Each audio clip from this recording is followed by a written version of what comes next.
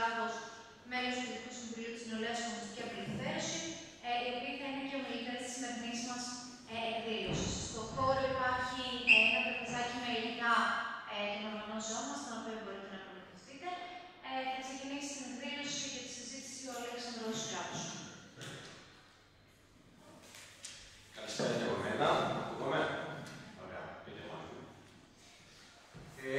Το αρκετά μεγάλο τελευταίο χρονικό διάστημα, η βάση των συζητήσεων που έχω κάνει εγώ με τον κόσμο γύρω μου, στη δικιά μου περίπτωση, άρα μιλάμε κυρίως για φοιτητές και ανθρώπους ηλικίας 18 έως 30 χρονών, είναι εντυπωσιακά κοινή η βάση αυτή.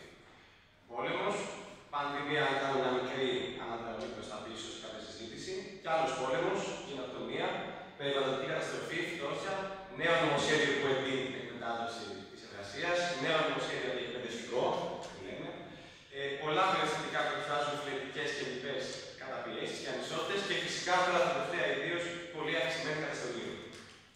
Όλοι αναγνωρίζουν αυτή τη βάση στην οποία τοποθετούνται οι ζωές μας καθημερινά και όλοι ξεκινούν από την αφετηρία ότι δεν μπορεί ένας άνθρωπος της γενιάς μας να κάνει πλάνο για το που θα βρίσκεται και σε τι κατάσταση 5 χρόνια από τώρα.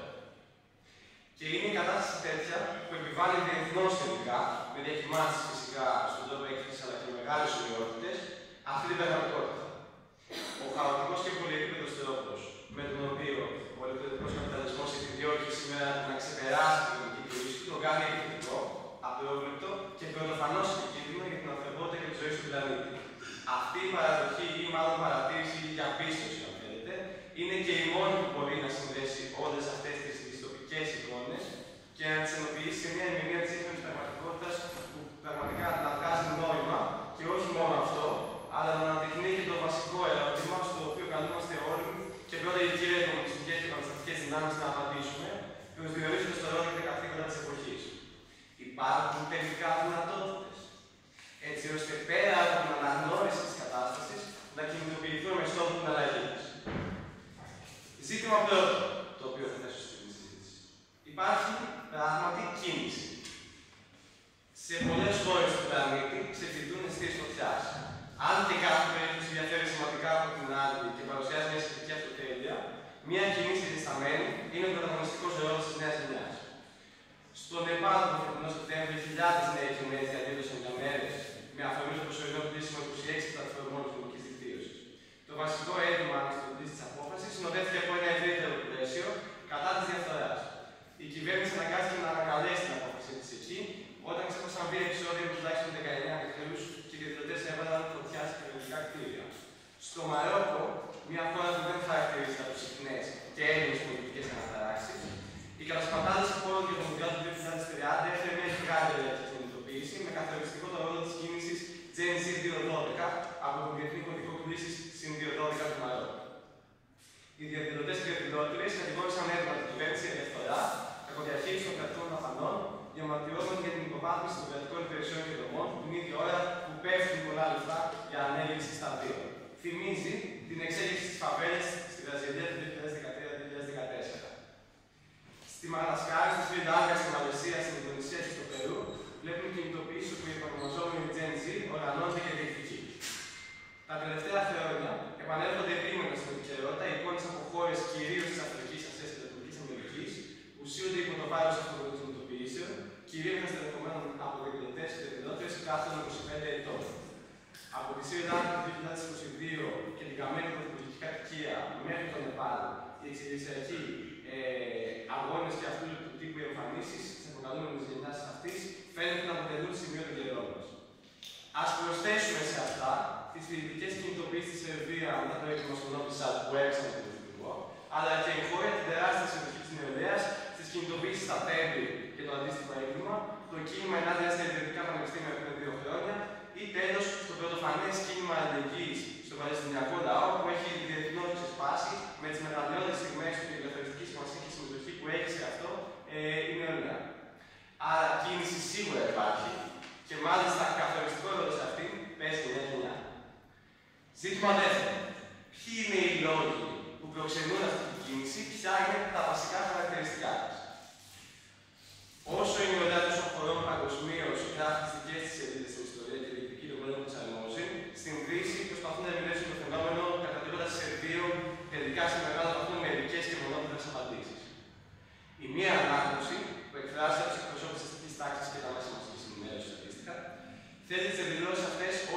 απολύτικες στιγμές.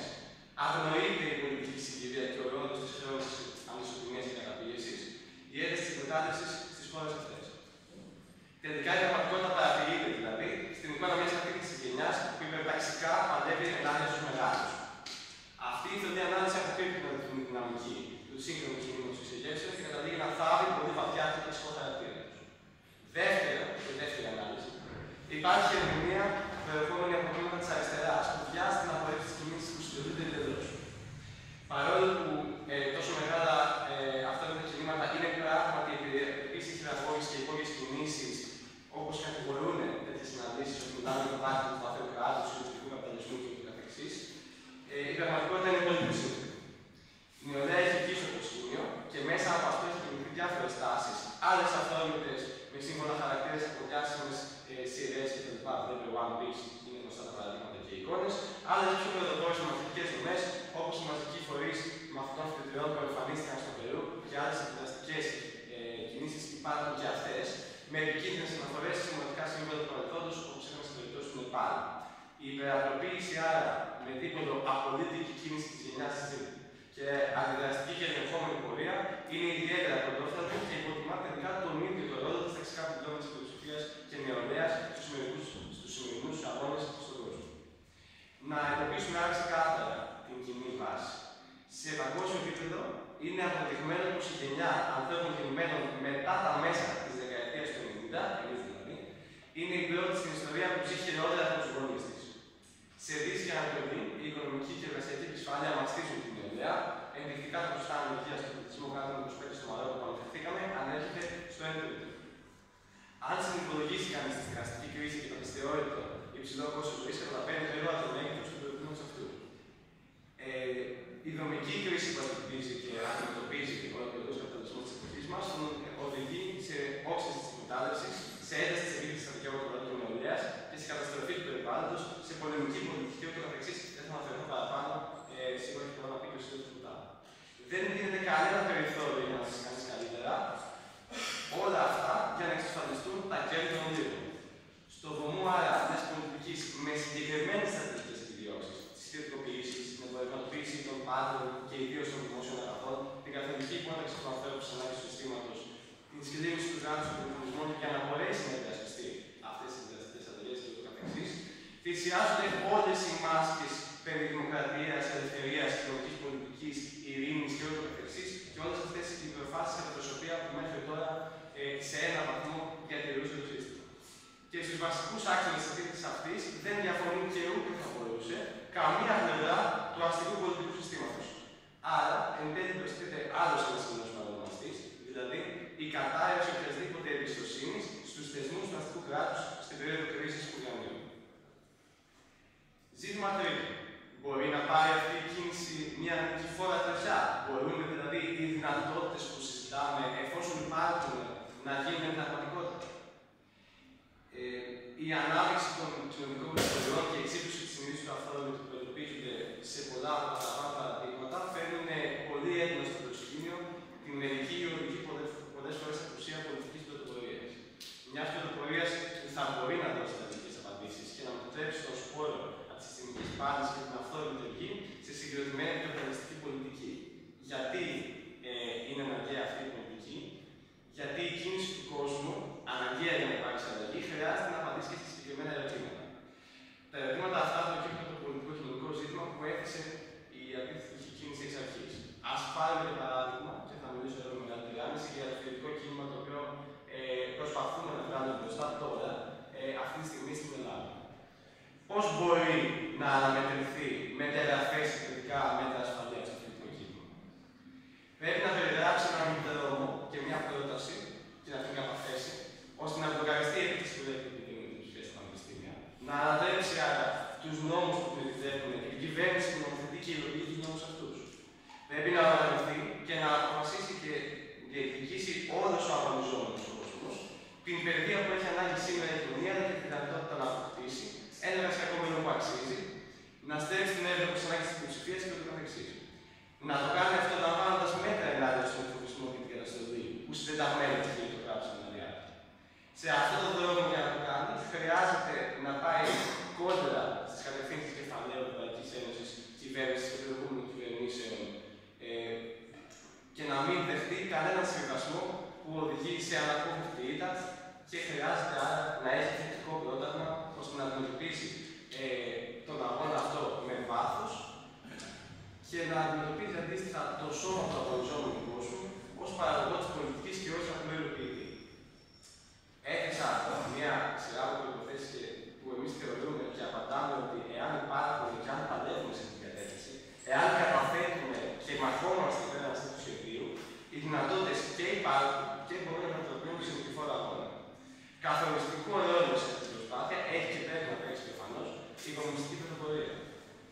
Και αυτό μας φέρνει στο δεύτερο ζήτημα. Κάθε ανάλυση μιας συνθήκης είναι συγκεκριμένα τα καθήκοντα τα οποία συνεπάγεται για τις επαναστατικές και κομμουνιστικές δυνάμεις. Η ανάλυση που προηγήθηκε ορίζει ακριβώς τα καθήκοντα για τους κομμουνιστές, οι οποίοι δεν είναι ούτε δημοσιολόγοι ούτε γεωπολιτικοί αναλυτές μόνο. Το κρίσιμο στην επικίνδυνη εποχή που βρισκόμαστε είναι η συγκρότηση μαζικού κινήματος της εργατικής τάξης, που θα παλεύει ενάντια στην πολιτική του κεφαλαίου, τους πολέμους, τη φτώχεια, την εξαθλίωση, τη στέρηση του μέλλοντος της νέας γενιάς, σε ανεξαρτησία από αυτά τα συμφέροντα, τα αστικά, τα οποία αντίστοιχα διαμορφώνουν συγκεκριμένα καπιταλιστικά πλούτο και ούτω καθεξής. Και άρα χρειάζεται να συγκροτήσουμε επικίνδυνους αγώνες, πολιτικούς με την ουσιαστική έννοια του όρου. Να θέσουμε δηλαδή ζήτημα εξουσίας και να αναθέσουμε στην πράξη τα αφηγήματα περί ουσίας εναλλακτικής και τέλους της ιστορίας που τόσο διάσημα έχουν γίνει τα τελευταία χρόνια, αλλά φαίνεται ότι δεν στέκει. Η εποχή που ζούμε πέρα από τη μιζέρια, την οποία κάπως όλοι δεν μπορούμε να περιγράψουμε, πέρα από τον πόλεμο και τη φτώχεια που συνοδεύει τον πάνω στον πολιτικό καπιταλισμό της εποχής μας, χαρακτηρίζεται από κίνηση εκατομμυρίων ανθρώπων παγκοσμίως. Ασφικτιούμε και διεκδικούμε τη ζωή και το μέλλον μας. Αναπτύσσονται παγκοσμίως αγωνιστικά ρεύματα που περιγράφηκαν και ριζοσπαστικές τάσεις που συναντούν συνολικές απαντήσεις και αποκτούν ευρύτερα αντισυστημικά και καπιταλιστικά χαρακτηριστικά. Το καθήκον το δικό μας είναι να παρέμβουμε σε αυτές τις διαδικασίες με τα χέρια και το μυαλό, να συμβάλλουμε στην πολιτικοποίηση και οργάνωση της εργατικής τάξης της μελλοντίας επιχειρημάτων και να αναδείξουμε πως είναι όριμο και αναγκαίο ο κομμουνισμός να περιγραφεί όχι μόνο σε αντίθεση με τη σημερινή ταξική καπιταλιστική κοινωνία, αλλά με θετικό και οραματικό τρόπο ως η κίνηση και αφέτηση που γεννιέται από τις σημερινές δυνατότητες και οδηγεί στην υπέρβαση των υπάρχοντων τιμωρίων και αντιφάσεων του συστήματος, ως η πολιτική πρόταση, το πρόγραμμα και η στάση ζωής που αντιλαμβάνεται ότι η βέλτιστη λύση οποιοδήποτε κοινωνικού και πολιτικού ζητήματος είναι αυτή που λαμβάνει υπόψη όλους τους παράγοντες και επιδιώκει την ευημερία του συνόλου, ως μια πρόταση διάδεσμα ουσιαστικά, αν θέλετε, που ουσιαστικά ξεκινάει από τώρα και εφαρμόζεται σε ρήσιμα σάψα καπιταλιστικά και πολιτικά δεσμά, δείχνει όμως διαρκώς προς την κοινωνία της οδηγής ισότητας, της ελευθερίας και της διαφέτησης, με μέτρα τη ριζική βελτίωση των ζώων μας. Υπάρχουν δυνατότητες. Ναι, απαντάμε εμείς. Θα κερδίσουμε. Θα κρυφθεί. Σε αυτόν τον αγώνα, που είναι αναγκαίος και όμορφος κατά τη γνώμη μου, δεν περισσεύει κανείς καμία κανένα.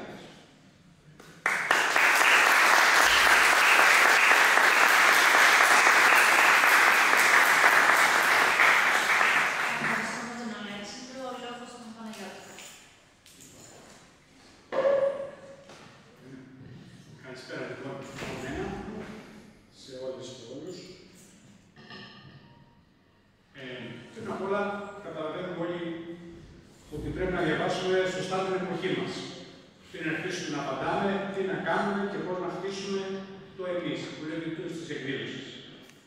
Αν θέλουμε για λόγους συντομίας να μιλήσουμε με εικόνες, με λέξεις, με φράσεις, θα λέγαμε τα εξής.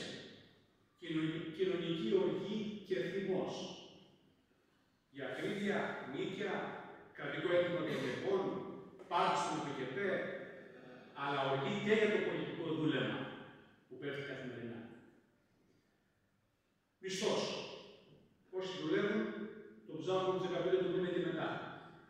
Η κοινωνία βράζει αναμφισβήτητα το κοινωνικό ζήτημα της πόλης στον προβληματισμό. Όχι αυτά που λένε οι άλλοι που δεσπόζουν. Παράδειγμα, η ασφάλεια. Οι εκηρύξεις και τύπα πολέμου παντού. Ακόμα και αν βαφτίζεται ως ειρήνη, όπως στη Γάζα χθες στην Ουκρανία σήμερα, όλοι μιλούν και προετοιμάζονται για πόλεμο. Θα πούμε πιο αναλυτικά. Πόλεμος λοιπόν. Ποια είναι η πόλεμο? Αυτή που λέει η Αμερικανίδα πρέσβης. Με χαρά. Οι Αμερικανοί ξανάρχονται στην Ελλάδα δυναμικά. Τι άλλο, οπωσδήποτε. Τρομακτικά. Τρομακτική εικόνα. Καιροτομία στη Γάζα, αλλά και άκουστοι ταγκάλια της ελληνικής κυβέρνησης με τον δολοφονικό κράτος του Ισραήλ. Άκρατος κρατικός αυταρχισμός και με ιδιαίτερο μένος κατά της επαναστατικής αριστεράς και της οργάνωσής της. Η ελευθερία καταδιώκεται από ορμές των ΜΑΤ παντού, ακόμα και μέσα στο ιστορικό πολυτεχνείο, συλλαμβάνοντας την επαύριο συνέλευση του Φοιτητικού Συλλόγου. Διαγραφές φοιτητών σε έκταση 1000 φορές πολλαπλάσια από ό,τι πήγαν την περίοδο της Χούντας. Και μάλιστα όλα αυτά σε μια στιγμή που ειδικά τα πανεπιστήμια της περιφέρειας, αλλά και η νηπιαγωγία, η γυμνάσια και η σε όλη την Ελλάδα έχουν όλο και λιγότερα παιδιά να σπουδάσουν. προτιμήσει άδειες αίθουσες παρά υπερκύρες αίθουσες. Κατά τη γνώμη μας, συντρόφισσες και σύντροφοι, αυτή είναι μία όψη της σημερινής πραγματικότητας. Πιστεύω ότι βρισκόμαστε σε μια εποχή πολέμου και κοινωνικού κανιβαλισμού, αναμφίβολα, αλλά ταυτόχρονα είμαστε και σε εποχή δυνατότητας για επαναστάσεις και εξεγέρσεις. Υπάρχουν και τα δύο. Αν θέλουμε λίγο να δούμε περισσότερο την πρώτη εικόνα, θα μπορούσαμε να φέρουμε λίγο στο μυαλό μας την ομιλία του Μητυλιναίου. Ξέρετε, ο όμιλος της Μέθλεν, ένας μεγάλος όμιλος ενεργειακός, μετεωρολογικός, κατασκευαστικός, ίσως είναι ο έγκυος βιομηχανικός όμιλος και από τους πιο δυναμικούς σήμερα στην Ελλάδα. Ο Μητυλιναίος μιλάει πάντοτε σαν ιδιοκτήτης της Ελλάδας, από κάθε άποψη, παρουσιάζει ένα πολιτικό όραμα, ένα οικονομικό σχέδιο, μιλάει για τα πάντα παντός του. Έκανε μια πρόσφατη μια ομιλία που περιγράφει όλο το όραμα του ελληνικού καπιταλισμού, όπως αυτός βέβαια το βλέπει μέσα από το σχεδιασμό του δικού του ομίλου, καθώς περιμένει μεγάλες δουλειές με βάση τη νέα θέση της Ελλάδας ως βενζινάδικου και βεντιοφόρου για τα αμερικάνικο LNG σε όλη την περιοχή των Βαλκανίων και της Ανατολικής Ευρώπης. Στην αρχή λοιπόν της ομιλίας του, για να δώσει έμφαση, είπε το εξής ανατριχιαστικό. Σήμερα μιλούν τα όπλα, όχι ο Μπετόβεν και ο Μπαχ. Λιγότερο ποιητικά, ο Γάλλος αρχηγός Γέτα είπε μόλις χθες ότι η γαλλική κοινωνία πρέπει να αποδεχθεί την απώλεια των παιδιών. Για να μην πάμε όμως μακριά, ο Δένδιας σε άλλη διεκδικεί το χρήσμα της Νέας Δημοκρατίας και την ηγετική του Φινέτσα, υπερακοντίζοντας στο πολεμικό κλίμα και λέει: το πρώτο προαπαιτούμενο για να πάμε καλά είναι η αλλαγή κουλτούρας των ευρωπαϊκών κοινωνιών και επιστροφή σε πνεύμα αυτοθυσίας που ο Ευρωπαίος θα έχει μέσα στη συγκίνησή του ότι μπορεί να χρειάζεται να θυσιαστεί για να υπερασπίσει τα δικαιώματα τα οποία παραλαμβάνει. Σήμερα η Ευρώπη δεν αντέχει να τη φέρετρα με σημαία πάνω, ούτε καν την ευρωπαϊκή σημαία. Ενώ οι ΗΠΑ είναι θυσμένες σε αυτό το θέαμα. Η αστική τάξη λοιπόν με τους οικονομικούς της εκπροσώπους και με τους πολιτικούς της εκπροσώπους μας καλεί και προσπαθεί να μας συμφιλιώσει με την οτροφιλία, να μας συμφιλιώσει, να προσαρμόσει, να προετοιμάσει την κοινωνία με την προοπτική του πολέμου. Η Ευρώπη βιάζεται για τον πόλεμο και φτιάχνει κλίμα για αυτόν με αλλεπάλληλες δηλώσεις από τον Γερμανό Υπουργό Άμυνας, από την ανεκδίκητη νεοναζίστρια Εστονή, την Κάλλας που είναι υπεύθυνη ως την τίτλο το βαρύγδουπο που έχει πάρει εξωτερικής πολιτικής της Ευρωπαϊκής Ένωσης. Δεν φοβούνται τη Ρωσία και τα ντρόουν που δίθεν πώς καθημερινά βρέθηκαν και που πετάνε. Στην πραγματικότητα φοβούνται μήπως τυχόν και υπάρξει ειρήνη και όχι πόλεμος και πάνε στράφη οι επενδύσεις που γίνονται στα όπλα. Βεβαίως είναι γενικότερο θέμα. Μια πρόσφατη έρευνα έδειξε ότι 56 ενεργές πολεμικές διαμάχες γίνονται σε όλο τον κόσμο, με συνολικά εμπλοκή 92 χωρών, που φυσικά είναι περισσότερες από ποτέ από το τέλος του Δεύτερου Παγκοσμίου Πολέμου. Είναι μια πολεμική υπάρχει μια γενικότερη πολεμική προετοιμασία με άμυνα των εξοπλισμών σε 108 από τις 185 χώρες του κόσμου. Υπάρχει η απόφαση του ΝΑΤΟ, με απέτηση βεβαίως και των ΗΠΑ, για άνω των πολιτικών δαπανών στο 5%. Είναι μια δυσθεώρητη άνοδο για όλες τις χώρες. Η Ευρώπη έχει ένα υπερπρόγραμμα 850 δισεκατομμυρίων εξοπλισμού. Οι ΗΠΑ στον προπολογισμό τους μόνο για ένα χρόνο έχουν προπολογίσει 1 δισεκατομμύριο. Υπάρχει λοιπόν μια τεράστια στροφή στη λεγόμενη πολεμική οικονομία. Μην φανταστείτε ότι αυτό σημαίνει απλά και μόνο παραγωγή τάγκς, που ακούγεται κακό ή αεροπλάνο. Αυτή η στροφή στη λεγόμενη πολεμική οικονομία θα είναι κάτι που θα το νιώσουμε όλοι οι εργαζόμενοι στην καθημερινή του ζωή. Να πούμε ένα ακόμα χαρακτηριστικό παράδειγμα. Από το 2027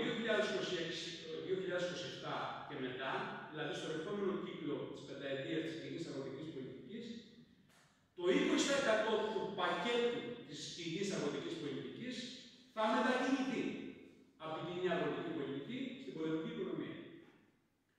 Δεν είναι λοιπόν οι αγρότες, βέβαια, όλοι τώρα έχουν στο μυαλό τους τις επιδοτήσεις, τις ενισχύσεις που θα πάρουν το σκάνδαλο του ΟΠΚΕΠ. Πολύ σύντομα όμως, κάθε σπίτι αγρότη στην Ελλάδα θα ζήσει και αυτή τη μεγάλη δουλειά που θα γίνει για χάρη της στροφής προς την πολεμική οικονομία. Γιατί όμως εποχή πολέμου? Κατά τη γνώμη μας, οι αιτίες βρίσκονται πριν απ' όλα στο γεγονός ότι ο σύγχρονος ολοκληρωτικός καπιταλισμός λαχανιάζει σε επίπεδο οικονομίας. Η προηγούμενη τη μεγάλη κρίση του 2008-2010 που απέλυσε όλο τον κόσμο και με τραγικό περισσότερο τρόπο και την χώρα τη δική μας στην Ελλάδα, όχι μόνο δεν έδωσε οξυγόνο μέσα από καταστροφή κεφαλαίων και παραγωγικών δυνάμεων για μια νέα ανάταση του καπιταλισμού παγκόσμια, υπάρχει μια ανάπτυξη σερνάμενη, μια ανάπτυξη μέσα στον βούρκο, μια ανάπτυξη στα όρια της ύφεσης. Η Ευρώπη είναι στην ύφεση, είναι σε ύφεση. Εδώ και 3 χρόνια ακριβώς οι ναυαγίδες της ευρωπαϊκής οικονομίας, πριν από όλα η γερμανική, η γαλλική, η ιταλική, παλεύουν στο συν πλην 1, κοντά στο 0 και το καθεξής. Μια πλευρά είναι αυτή. Ταυτόχρονα το δεύτερο στοιχείο είναι η όψηση των καπιταλιστικών ανταγωνισμών σε κάθε επίπεδο, αλλά και πλανητικά, γεωπολιτικά μπορεί να είναι στη γλώσσα τους. Οι ΗΠΑ μάχονται και όλος ο δυτικός κόσμος έχουν την πρωτοβουλία των κινήσεων, αυτοί σέρνουν το χορό του πολέμου, αλλά και του πολέμου στο επίπεδο του οικονομικού ανταγωνισμού, μια πλευρά αυτών είναι δασμοί των ΗΠΑ, για να προλάβουν, για να αντισταθούν απέναντι στην προοπτική της ανόδου ενός αντίπαλου κέντρου παγκόσμια που αναδύεται και αυτού καπιταλιστικού κέντρου, παρότι με άλλα χαρακτηριστικά, Κίνας, Ρωσίας, Ανατολής και το καθεξής. Είναι σημαντικό να δούμε ότι η Ελλάδα είναι full κομμένη μέσα σε αυτό το πλέγμα των ανταγωνισμών. Θεωρεί επιτυχία της, είπαμε και προηγούμενα, ότι μετά την αλλαγή παιχνιδιού στη Μέση Ανατολή, μπορούμε να το δούμε και στη συζήτηση μας μετά, και το νέο ρόλο που τις επιφυλάσσουν οι ΗΠΑ αλλά και οι σχεδιασμοί της δικής της αστικής τάξης, κατακτά ένα ρόλο βενζινάδικου και οδικού βετιοφόρου για λογαριασμό του ΝΑΤΟ, μαζί με εξορίξεις που αν έχουν κάποια αποτελέσματα, στην δική Ελλάδα, είναι προκαθορισμένοι και ποιος θα τα καρποθεί. Έτσι λοιπόν η Σευρών θα πάρει το 60%, η Αμερικανική Σευρών, το 30% θα πάρει η Ενεργεία. Όλοι νομίζουν ότι είναι ελληνική εταιρεία, στην ουσία είναι εταιρεία Ισραηλινών και ελληνικών κεφαλαίων. Και το υπόλοιπο 10% θα το πάρει ο Λάτσης μέσω του ελληνικού πετρελαίου. Σημαντική πλευρά, συντρόφισσες και σύντροφοι. Ο καπιταλισμός και ο πόλεμος πάνε μαζί. Γιατί το λέμε? Όχι για να πουλήσουμε μια καλή ανάλυση, αλλά για να υπογραμμίσουμε κυρίως την ανάγκη το αντιπολεμικό κίνημα, για να είναι τελικά νικηφόρο, πρέπει να είναι ταυτόχρονα και αντιπεριαλιστικό, πρέπει να είναι και αντικαπιταλιστικό. Είναι σημαντικό να αναδείξουμε σήμερα το ζήτημα του πολέμου, όχι μόνο από την ηθική σκοπιά, ο άκακος καπιταλισμός, ούτε μόνο ως ένα μοιραίο αποτέλεσμα των καπιταλιστικών ανταγωνισμών, όπως προβάλλει το ΚΚΕ. Σωστό είναι και αυτό. Είναι κάτι περισσότερο. Είναι κυρίως μορφή και δρόμος για να αναζωογονεί τον καπιταλισμό. Είναι προϋπόθεση για τη σωτηρία του καπιταλισμού. Ας το εξηγήσουμε λίγο αυτό. Μέσω του πολέμου οι καπιταλιστές καταρχήν έχουν σίγουρους πελάτες. Ποιοι είναι οι πελάτες? Τα κράτη, μέσω των πολεμικών παραγγελιών. Σε μια εποχή οικονομικής καχυποψίας, οικονομικής στασιμότητας, δισεκατομμυρίων και δισεκατομμυρίων πλεοναζόντων κεφαλαίων που θεωρούν ότι δεν μπορούν να επενδυθούν με ένα επαρκές ποσοστό κέρδους, ο πόλεμος μέσω των κρατικών πολεμικών παραγγελιών έρχεται να δώσει μια τέτοια πρώτη απάντηση. Υπάρχουν σίγουροι πελάτες μέσα από τα κράτη και τις κυβερνήσεις με την παραγγελία των πολεμικών εξοπλισμών.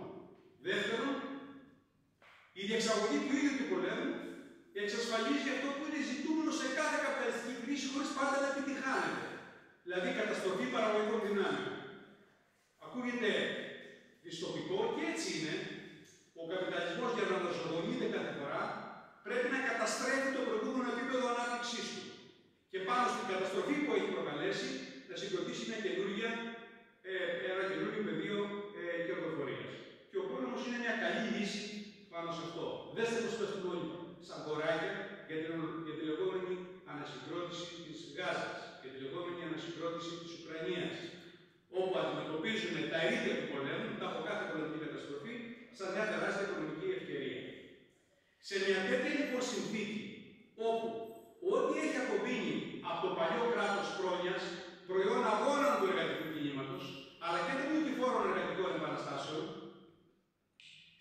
παίρνει τη θέση του στο κράτος πολέμου, αυτό το λένε ανοιχτά, το οποίο κράτος πολέμου είναι ταυτόχρονα εισπράκτορας φόρων και προστήμων, σε μια συνθήκη όπου εξασφαλίζει το κράτος σε συνεργασία με την αστική τάξη μισθή να είναι καθυλωμένη και τα δημόσια κοινωνικά αγαθά, δηλαδή ο έμεσος μισθός, ανύπαρκτα.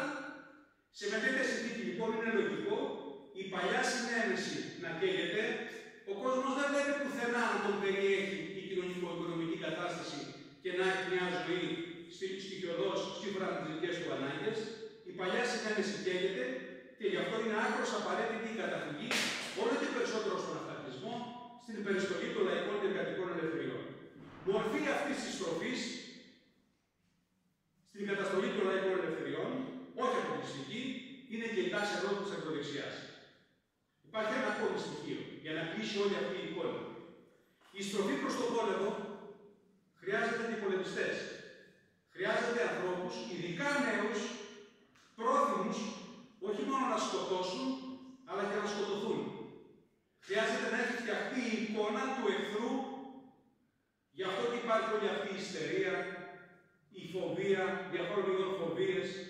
Μπορεί να παίρνει την μορφή της Ισλαμοφοβίας, της δροσοφοβίας, της μεσανοφοβίας, της προσφυγοφοβίας. Πρέπει να κατασκευαστεί ένας εχθρός που είναι προϋπόθεση, αλλά ταυτόχρονα πρέπει για την πολεμική ψύχωση, αλλά ταυτόχρονα υπάρχει και ανάγκη να φτιαχτεί εκτός από τον εξωτερικό εχθρό που έρχεται από παντού όλες αυτές οι απειλές που έρχονται και κινδυνεύουμε και πρέπει να πολεμήσουμε, να παλέψουμε, ακόμα και να δώσουμε τη ζωή μας, χρειάζεται να φτιαχτεί και ένας εσωτερικός εχθρός.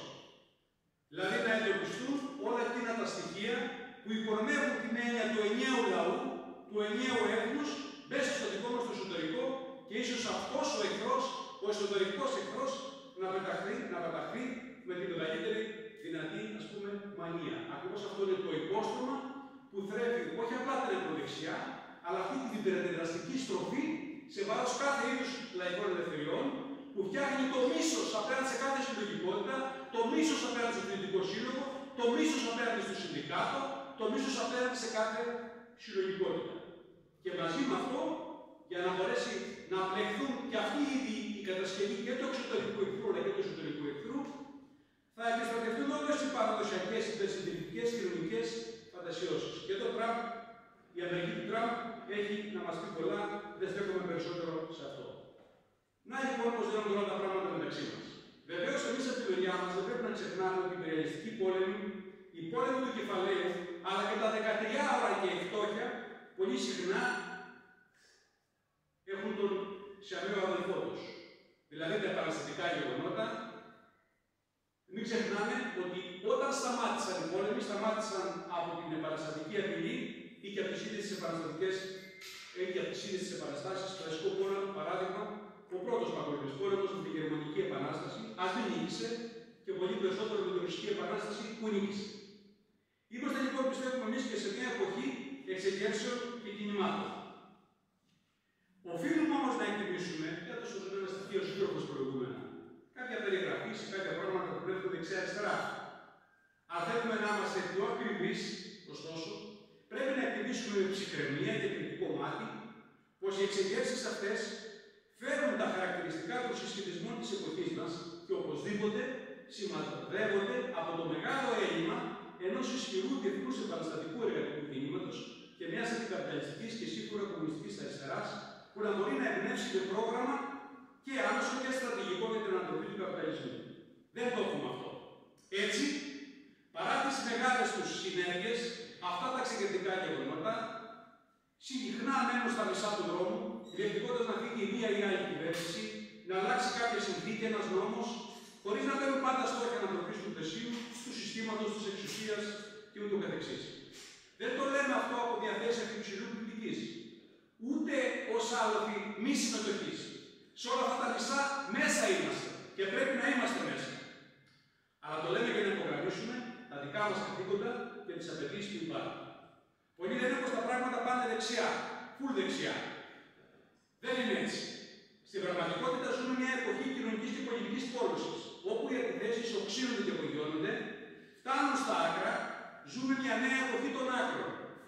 Μόνο που, μέχρι στιγμής, Είναι το στρατόπεδο του κεφαλαίου που οργανώνει και εξαπολύει την ακραία πολιτική του και πολιτικά, είτε με την ακροδεξιά και τους νεοφασίστες, είτε με τους ακροκεντρώους, ας τους πούμε έτσι, τύπου Μακρόν και την ακραία αντιδραστική πολιτική κυβερνήσεων και κρατών. Και σε αυτή τη νέα εποχή της ακραίας βαρβαρότητας, βεβαίως ξεχωρίζει η γενοκτονία στην Γάζα και το Ισραηλινό έγκλημα διαρκείας κατοχής, απαρχάιτ, σφαγών και διωγμού του Παλαιστινιακού λαού, που πράγματι είναι μια εικόνα και ταυτόχρονα ένα παγκόσμιο πείραμα για το αν η ανθρωπότητα μπορεί να αντέξει αυτή την είσοδο σε ένα νέο κύκλο βαρβαρότητας του σύγχρονου καπιταλισμού ή αν θα μπει σε ένα νέο κύκλο επαναστάσεων σήμερα. Το ερώτημα είναι τι κάνουμε. Πώς θα απαντήσουμε εμείς στις προκλήσεις και πώς θα αξιοποιήσουμε τις δυνατότητες. Γιατί όταν μιλάμε για εξεγέρσεις και επαναστάσεις της εποχής μας, μιλάμε για τις δυνατότητες αυτές που υπάρχουν για αυτές.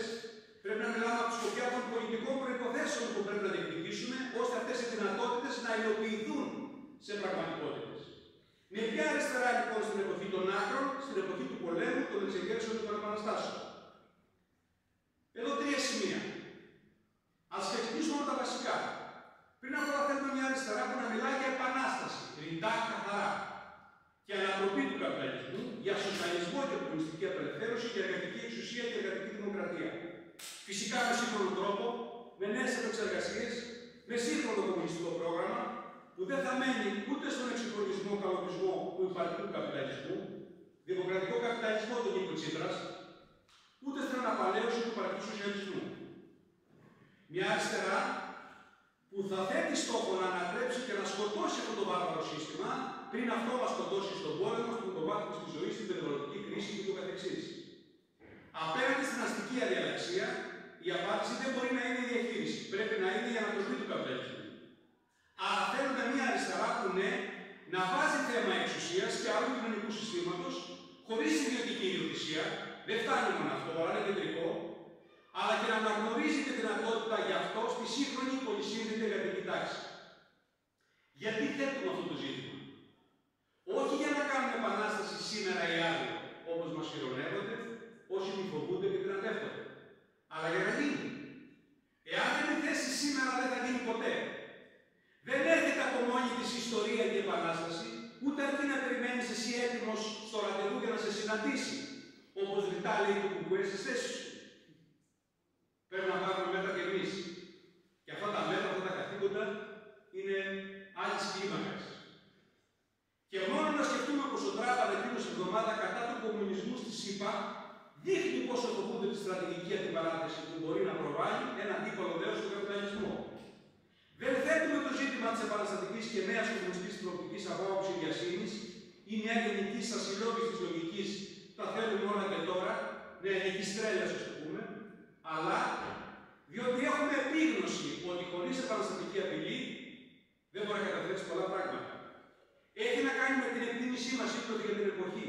Είμαστε σε μια εποχή αστικής αδιαλαξίας και εισόδου σε μια πολεμική εποχή σε όλα τα επίπεδα. Όχι μόνο στο καθαρό επίπεδο του πολέμου. Υπάρχει σαφώς τάση για γρήγορη ανατροπή όλων των συσχετισμών που ξέραμε μέχρι τώρα. Τόσο στην εσωτερική κοινωνική ταξική διαπάγεια όσο και στη διεθνή αρένα. Τι είναι η θέση του 13ου και η επαραγματοποίηση ακόμη και του νερού. Τι είναι το σπάσιμο ακόμη και του ταμπού της αποφυγής πλήγματος κατά των γενικών καταστάσεων. Όπως οι ταινίες ΗΠΑ στο Ιράν, αλλά και σε μια κλίμακα και στην Ουκρανία. Όλα αυτά μας δίνουν το ίδιο μήνυμα. Ότι οι παλιοί ετεροβαρείς έστω συμβιβασμοί, αλλά που εμπερίχαν σε κάποιο βαθμό κατακτήσεις των εργατικών τάξεων των λαών ή σε επίπεδο διεθνούς πολιτικής, κάποια δικαιώματα των λαών, οι παλιοί συμβιβασμοί τίθενται σε αχρηστία, τίθενται σε αμφισβήτηση. Οι παλιοί συμβιβασμοί, οι παλιές ισορροπίες δίνουν πλέον τη θέση τους στην επιδίωξη μιας απόλυτης κυριαρχίας μιας πλευράς με τη συντριβή της άλλης. Η άμμος της ακροδεξιάς και της ακροδεξιάς ατζέντας στην Ελλάδα, στην Ευρώπη και σε όλο τον κόσμο συμπυκνώνει ακριβώς αυτή την ακραία επιθετικότητα της σύγχρονης αστικής πολιτικής. Ας προσέξουμε εδώ λίγο σύντροφοι. Λίγο βαθύτερα να συζητήσουμε για την ακροδεξιά. Η ακροδεξιά συνδυάζει πολύ συνεκτικά στο λόγο και στην πράξη της τα στοιχεία της επιθετικότητας. Η μετανάστευση είναι μόνο ένα πεδίο. Συνδυάζει τα στοιχεία του ιστορικού αναθεωρητισμού. Ξαναγράφουν την ιστορία. Υπήρξαν ακόμα και σχολεία στην Αθήνα που έβαλαν πάνω που έλεγαν τελειώνουμε με το μύθο του Πολυτεχνείου. Η ακροδεξιά συνδυάζει το στοιχείο της ιδεολογικής ανασυγκρότησης πολύ ισχυρά, αλλά και της υπερήληψης όλων αυτών σε ένα διακριτό πολιτισμικό πλαίσιο σε όλα τα πεδία. Από τις κοινωνικές σχέσεις μέχρι τις διαπροσωπικές σχέσεις. Με ένα τέτοιο τρόπο που να αντιστοιχούν στις αξίες του απόλυτου καλυβαλικού καπιταλισμού της εποχής μας, του κοινωνικού δαρβινισμού που τον διέπει. Η εργατική, λαϊκή, κομμουνιστική συγκρότηση και επιθετικότητα είναι που λείπει. Με αυτή τη γλώσσα θα πρέπει εμείς να μιλήσουμε. Πρέπει να συγκροτηθεί το άλλο άκρο.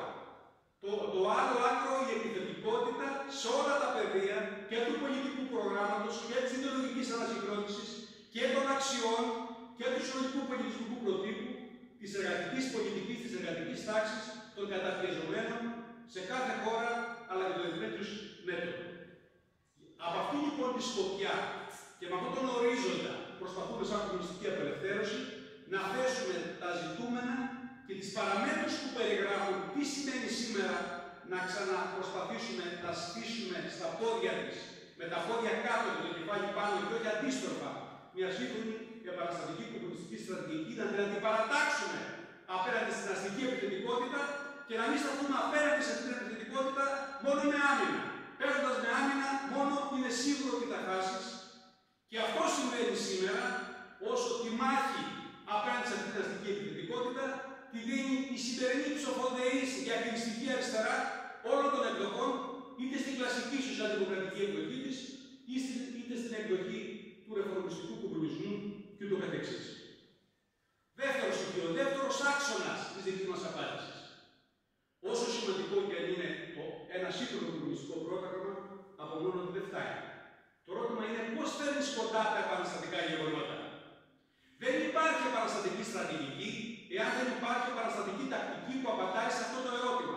Πώς από εδώ πάμε εκεί, από το σημερινό υπαρκτό κόσμο, τη σημερινή υπαρκτή συνείδηση και συσχετισμούς, πρέπει να ξεκινάμε από τις ανάγκες των εργαζομένων. Εμείς λέμε, αφετηρία πρέπει να είναι αντικαπιταλιστικό πρόγραμμα πάλης. Δηλαδή, η ανατρεπτική στόχη πάλι σε κάθε μάχη και συνολικά που θα δίνουν απάντηση στα οξυμένα κοινωνικά προβλήματα, στην αγωνία και τον αγώνα της εργατικής τάξης και της νεολαίας. Έχετε μανία μας, λέτε διάφοροι, με το να λέτε αυτό το πρόγραμμα πάλι σαν αντικαπιταλιστικό. Οφείλουμε να εξηγήσουμε. Είναι αντικαπιταλιστικό, όχι επειδή εμείς έχουμε μανία με τα επίθετα και τις διακηρύξεις, αλλά είναι εξαντικειμένο. Έχει συγκεκριμένο πολιτικό και κοινωνικό ταξικό προσδιορισμό και θα το εξηγήσουμε. Θα το εξηγήσουμε περιγράφοντας τι αποτελεί ένα πρόγραμμα. Όταν λέμε πρόγραμμα, τι εννοούμε. Πριν απ' όλα, πρέπει να έχει στόχους πάλι που να απαντούν στο τι πρέπει να γίνει. Ένα πρόγραμμα πριν απ' όλα απαντάει στο τι. Τι ξεχωρίζουμε εμείς σήμερα. Ποια είναι τα βασικά προβλήματα, τι πρέπει να απαντήσει ένα πρόγραμμα, ποια είναι τα βασικά θέματα. Οι επενδύσεις, λένε άλλοι. Η διαφθορά, η ασφάλεια, οι μετανάστες. Εμείς δεν έχουμε αυτές τις απαντήσεις προφανώς. Εμείς έχουμε πέντε πράγματα που θεωρούμε ότι πρέπει ένα πρόγραμμα να απαντήσει με αντίστοιχους πολιτικούς στόχους πάλι. Το πρώτο είναι εργασία. Δηλαδή εργασία μισθή συντάξεις, απαιτώντας γενναίες αυξήσεις και δουλειά για όλους, με όλα τα δικαιώματα όμως, και ταυτόχρονα με σταθερό ωράριο αλλά και μειωμένο χρόνο εργασίας. Είναι η βάση όλων των πραγμάτων με το οποίο πρέπει κανείς να ξεκινήσει. Δεύτερον, δωρεάν, ποιοτικά και αποκλειστικά δημόσια κοινωνικά αγαθά. Παιδεία, υγείας, κοινωνίες, ενέργεια, νερό, παντού, με ακύρωση των ιδιωτικοποιήσεων και επανακρατικοποίησης τώρα, με εργατικό έλεγχο. Τρίτον, φυσικά, υπεράσπιση και διεύρυνση των λαϊκών ελευθεριών με κατάρτιση όλου του αντεργατικού και αυταρχικού πλαισίου. Τέταρτον, προστασία δομημένου και φυσικού περιβάλλοντος ενάντια στην τελειασία της γης, θαλασσών και αστικού χώρου για χάρη των ληστικών επενδύσεων, των εξορίξεων σε στεριά και θάλασσα και των επιχειρηματικών κερδών. Και πέμπτον, τελικά και φυσικά, η ειρηνική συμβίωση και αλληλεγγύη με τους λαούς της περιοχής και απόσυρση της Ελλάδας από τους πολέμους. Πολλοί θα συμφωνήσουν σε αυτά. Και από άλλα ρεύματα της αριστεράς. Και έξω από την αριστερά. Όχι διατυπωμένα ίσως με αυτόν τον τρόπο, αλλά με άλλο. Πάμε όμως και στο δεύτερο στοιχείο του προγράμματος. Το δεύτερο στοιχείο είναι ότι πρέπει να απαντήσουμε ότι ποιος εμποδίζει να έχεις τα προηγούμενα. Ποιον πρέπει να ανατρέψεις.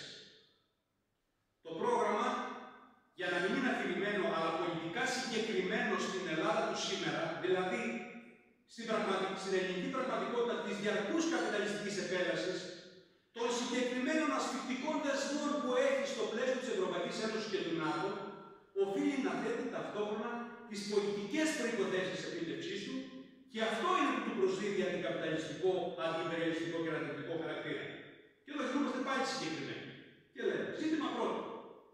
Πώς μπορείς να μιλήσεις είτε για μισθούς είτε για δημόσια κοινωνικά αγαθά, αν δεν θέσεις την ανάγκη ανατροπής του δημοσιονομικού σφαγείου, των ευρωμνημονιακών δεσμεύσεων και των απαιτήσεων του προγράμματος σταθερότητας που έχει η Ελλάδα ως το 2060, στο πλαίσιο της Ευρωζώνης και της Ευρωπαϊκής Ένωσης, χωρίς ρήξη και ρητό στόχο της εξόδου από την Ευρωπαϊκή Ένωση, του κοινωνικού κανιβαλισμού και ολοκάθαρα πλέον της πολεμικής στρατηγικής.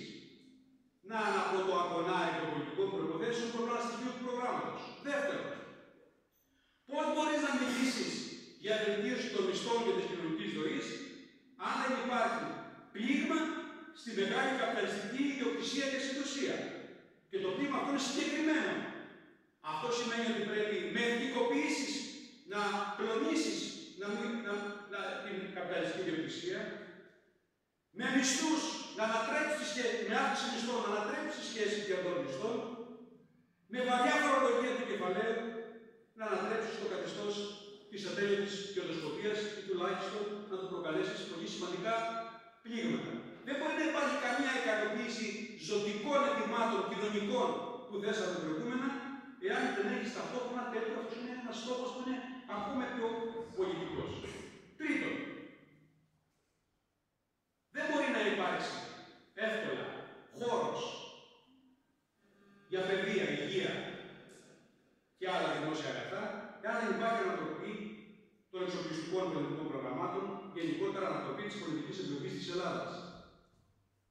Και αυτό το πράγμα πρέπει να είναι ξεκάθαρος πολιτικός στόχος σε ένα πρόγραμμα της αντικαπιταλιστικής αριστεράς μαζί με την κατάληξή του. Δηλαδή, το να τεθεί άμεσα, γιατί είναι ζήτημα και επιβίωσης στην προοπτική μιας πολεμικής εμπλοκής, το θέμα της εξόδου των βάσεων από την Ελλάδα και της ίδιας της εξόδου της Ελλάδας από τον ΝΑΤΟ. Και τέλος, φυσικά, όλα αυτά θα πρέπει να συγκεντρώνονται σε ένα γενικότερο πολιτικό στόχο που να θέτει την ανάγκη της ανατροπής της κυβέρνησης και κάθε κυβέρνηση που ασκεί αστική, ευρωκρατική και ανατολική πολιτική με παράλληλη ήττα της γραμμής της συνένεσης που έχουμε σε αυτή. Ούτε όμως και αυτό αρκεί σύντομα. Δηλαδή, σαν να λέω, ο πρώτος άξονας είναι τι στόχους βάζουμε. Τι λέει το πρόγραμμα. Το δεύτερο είναι τι προϋποθέσεις έχει να εκπληρωθεί. Το τρίτο στοιχείο είναι πώς το επιβάλλεις. Δηλαδή, πραγματικά το ερώτημα ποιος και πώς. Καταλαβαίνουμε όλοι, ή μάλλον το έχει δείξει και η ιστορική πείρα, το εξής. Το πώς θα επιβάλλεις μια ανατροπή καθορίζει και το τι πράγματι θα γίνει μετά. Εάν, ας πούμε, περιμένεις η ανατροπή μιας κατάστασης να έρθει απλά από μια εκλογική μάχη, αυτό αμέσως προσδιορίζει και τα στενά περιθώρια του τι πράγματι θα γίνει μετά. Εάν μια καταβολή είναι προϊόν μιας ουσιαστικής μάχης που έχει δοθεί από ένα ουσιαστικό εργατικό λαϊκό κίνημα, πολύ περισσότερο αν παίρνει και συλλογικά εξαιρετικά επαναστατικά χαρακτηριστικά, αυτό είναι η καλύτερη εγγύηση, ακόμα και αν δεν έχει μια συλλογική νίκη, να έχει κάποιες σημαντικές κατακτήσεις. Το πρόγραμμα λοιπόν που προβάλλει σήμερα την πολιτική απελευθέρωση και αυτοτελώς και μέσω της ανταξία, πρέπει κατά τη γνώμη μας να προβάλλεται και να διεκδικείται εκεί που κρίνονται και αλλάζουν πραγματική συσχετική, με βάθρο δηλαδή ένα ανατρεπτικό εργατικό κίνημα από φασιστικής αντιπαράθεσης. Εργατικό κίνημα για αγώνες, με αγωνιστική ενότητα στη βάση, κατακτήσεις, ρογμές, νίκες και όχι διαμαρτυρία, όχι στον υποταγμένο συνδικαλισμό των ΓΕΣΕ και ΑΔΕΔ, τη διαμαρτυρία του ΠΑΝΕ, τις προκαθορισμένες κινητοποιήσεις, σαν γιορτές που σχεδόν ξέρεις κάθε χρόνο πότε ακριβώς θα γίνουν, είναι προφανές ότι αυτό δεν συνιστά ένα πραγματικό κίνημα ανατροπής που θα επιβάλλει έστω κατακτήσεις και ανατροπή της επίθεσης. Χρειαζόμαστε λογική σύγκρουση με το κεφάλαιο του δικαστικό κράτος και ανέβασμα μέσα στους αγώνες της συνειδητότητας της οργάνωσης των δυνάμεων της δικής μας πλευράς. Και το τέταρτο στοιχείο για το πρόγραμμά μας, και αυτό είναι το τελευταίο, είναι το εξής. Είναι η πολιτική ανεξαρτησία της εργατικής αντικαπιταλιστικής πολιτικής. Είναι η ανάγκη να προσδιορίσουμε καλύτερα το εμείς που θέλει και η αφίσα του τίτλου της εκδήλωσης. Ποιο είναι αυτό το εμείς, δηλαδή αυτό το πρόγραμμα, αυτή τη λογική, μέσα από ποια συλλογικότητα, πώς συγκροτείται, πάμε να το καταθέτουμε σε ποιον, ποιος θα το υλοποιήσει. Εντάξει, προφανώς υπάρχει κάτι αυτονόητο. Αυτονόητο για μας δεν αποτελούν απάντηση, αυτά τα πράγματα δεν μπορούν να γίνουν μέσα από αρχηγικά, ιδιόκτητα κόμματα μεσιών. Που πληθαίνει η φιλολογία για αυτά. Κόμμα Τσίπρα, κόμμα Σαμαρά, κόμμα. και το καθεξής. Ιδιόκτητα κόμματα μεσιών. Δεν αρκούν επίσης γενικές εκκλήσεις για ενότητα, χωρίς ανατελετικό περιεχόμενο. Απέναντίας γνωρίζουμε, ιδιαίτερα οι παλιότεροι, ότι όταν ενώθηκε η αριστερά σε διαχειριστική γραμμή, πήγαμε στις μεγαλύτερες τραγωδίες που τις πληρώνεις μετά για δεκαετίες. Η συλλογική πολιτική απάντηση της αντικαπιταλιστικής κομμουνιστικής αριστεράς δεν προϋποθέτει σύντροφοι μόνο θέσεις, έστω αυτές που είπα. Δεν προϋποθέτει μόνο αναλύσεις, δεν προϋποθέτει μόνο πρόγραμμα για όλα. Δεν προϋποθέτει μόνο αγώνες, ακόμα και αν οι αγώνες αυτοί έχουν τα ανατρεπτικά χαρακτηριστικά που εμείς θα θέλουμε. Προϋποθέτει, κατά τη γνώμη μας, και αυτοτελή συγκέντρωση των δυνάμεων της αντικαπιταλιστικής κομμουνιστικής αριστεράς, οργανωτικά, πολιτικά, θεωρητικά και κλιματικά.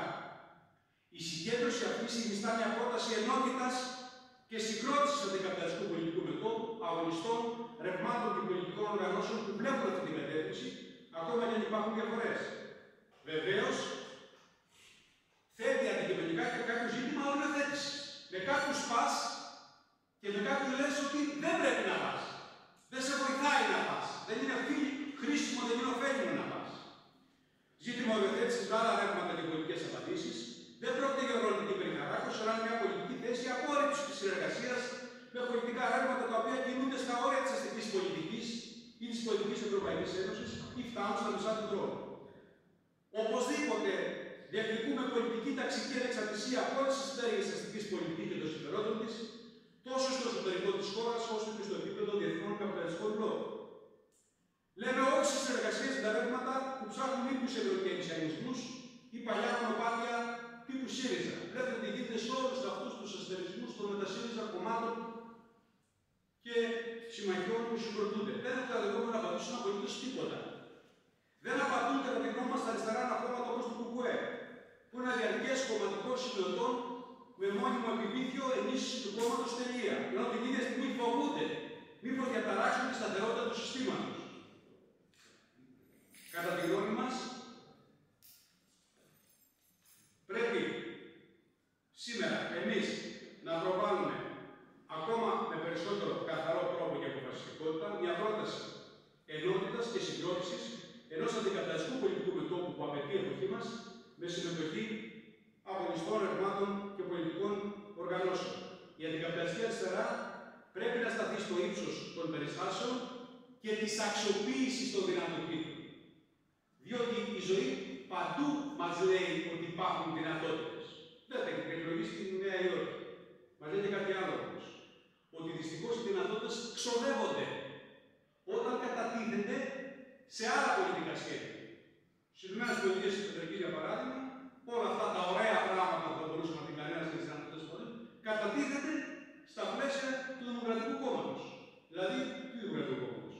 Του κόμματος του πολέμου, του κόμματος του χρηματοπιστωτικού συστήματος, του κόμματος του βαθέως κράτους και της βαθιάς αστικής τάξης των ΗΠΑ. Αυτό λοιπόν είναι το ερώτημα για την αντικαπιταλιστική αριστερά. Οι δυνατότητες που υπάρχουν θα τις συγκροτήσουμε, θα τις αναπτύξουμε στο να συγκροτηθούν σε ένα μέτωπο, σε ένα τείχος απέναντι στην αστική πολιτική, ή θα τις ξοδέψουμε και θα τις καταθέσουμε κάτω από ξένες σημαίες, όπως μέχρι τώρα ακολουθούν τα κυριότερα ρεύματα της αριστεράς. Και ρωτάει κάποιος, καλά τα λέτε.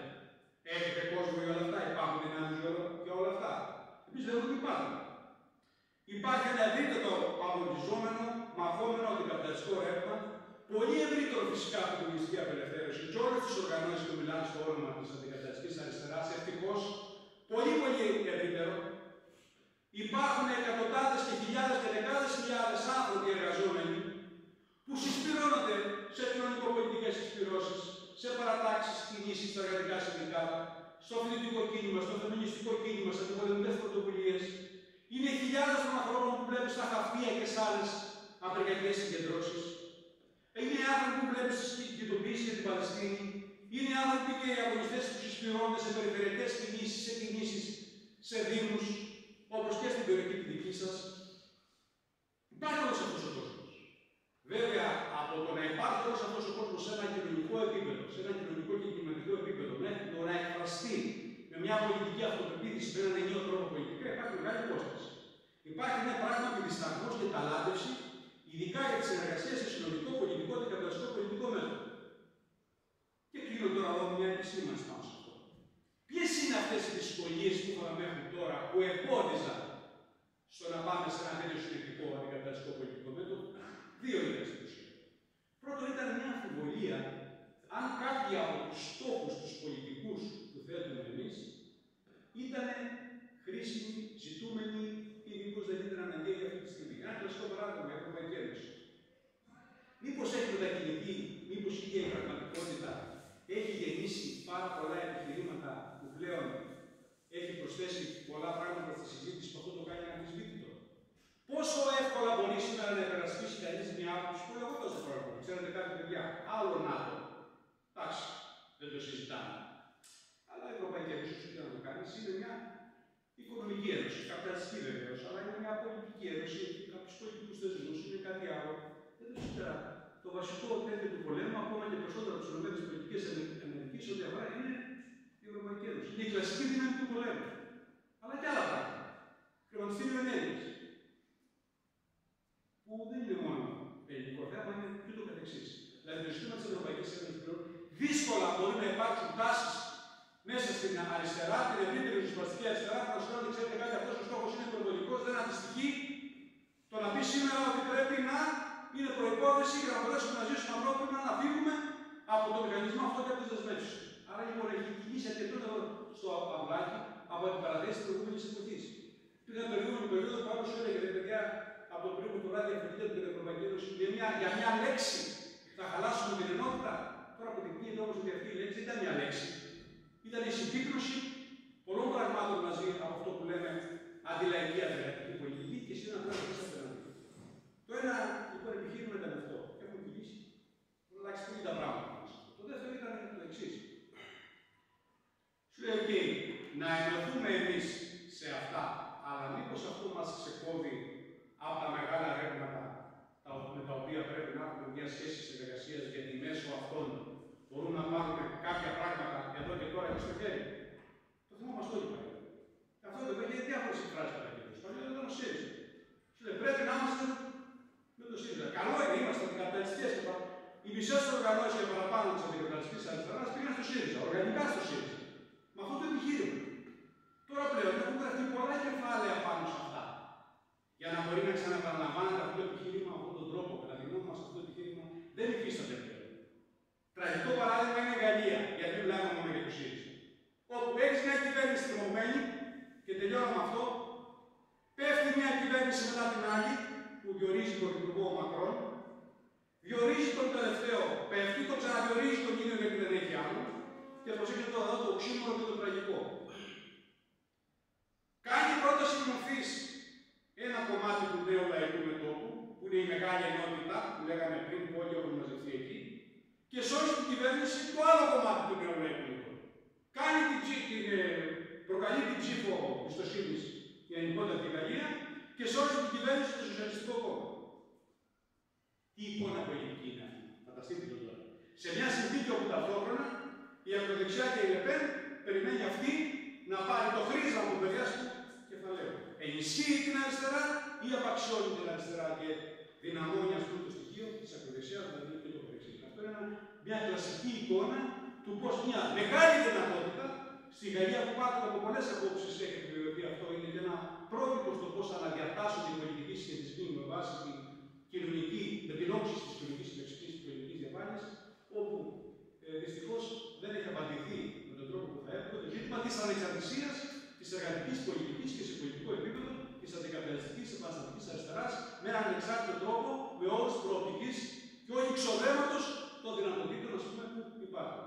Και για να το κλείσω λίγο το παράδειγμα αυτό, το Σοσιαλιστικό Κόμμα, η δεξιά δηλαδή πτέρυγα του Νεοελληνικού Μετώπου, που εξασφάλισε την επιβίωση της κυβέρνησης από την πρώτη μορφή που έκανε το αριστερό κομμάτι του Νεοελληνικού Μετώπου, πήρε βέβαια υποτίθεται κανένα αντάλλαγμα. Το ένα κορυφαίο αντάλλαγμα που πήρε ήταν ότι θα επιβληθεί ένα φόρο 2% σε κάποιου υπερπλούσιου κλπ. Αφού λοιπόν πέρασε η ψήφος, καταψηφίστηκε μάλλον η πρόταση της πιστείας, όταν μετά στο κανονικό νομοθετικό έργο μπήκε η πρόταση για την κάποια φορολόγηση κάποιων υπερπλουσίων, ως διαμαγείας αυτή η πρόσχεση που είχαν πάρει το Σοσιαλιστικό Κόμμα δεν τηρήθηκε. Και έτσι εξαγγείλαμε μόνο στα ίδια, αλλά και ταυτόχρονα τη δημαγωγία της Λεπέν, που να λέει, ας πούμε, η αριστερά παίζει παιχνίδι με τον Μακρόν και εγώ είμαι μόνο η λύση. Αυτά στα μικρά.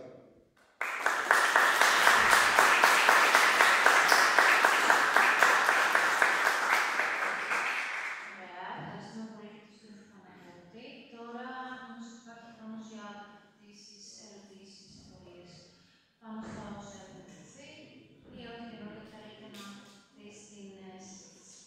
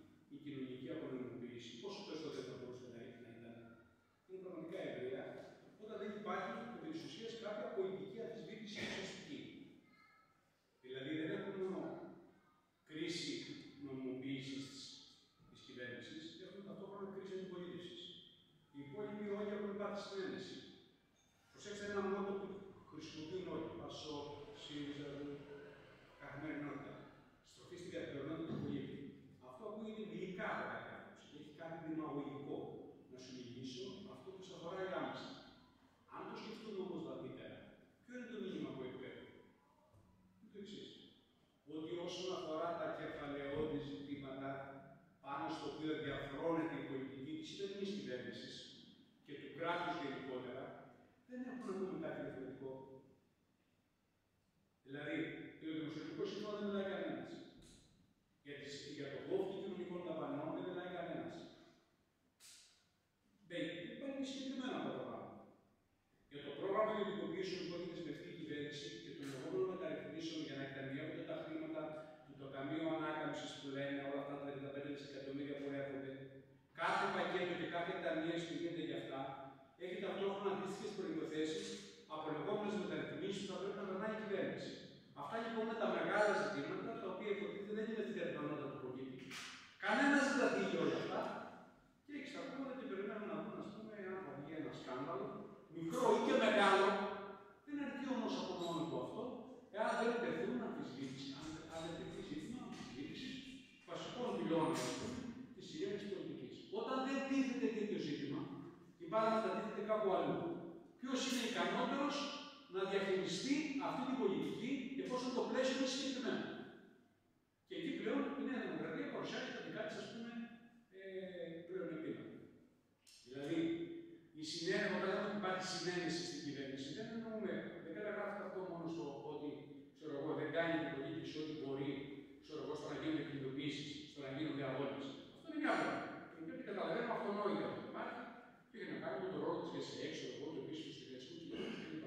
Η άλλη πλευρά είναι ότι η απομεριά τη αντιπολίτευση δεν υπάρχει μια στοιχειώδη πολιτική αμφισβήτηση των ακρογωνίων λίθων πάνω στους οποίους δικαιολογείται η πολιτική που έχει, είτε η οικονομική πολιτική, είτε η πολιτική του δημόσια κοινωνικά αγαθά, είτε η πολιτική της λιτότητας, είτε η αγροτική πολιτική κ.ο.κ. Τώρα, βέβαια το πολιτικό σύστημα έχει την κρίση του παρόλα αυτά. Γιατί ο κόσμος δεν πείθεται πλέον. Δηλαδή τα κόμματα διακυβέρνησης μέχρι τώρα έγιναν κάτι. Παλιά έδιναν θέση στο δημόσιο. Πάει αυτό, το δημόσιο πέθανε.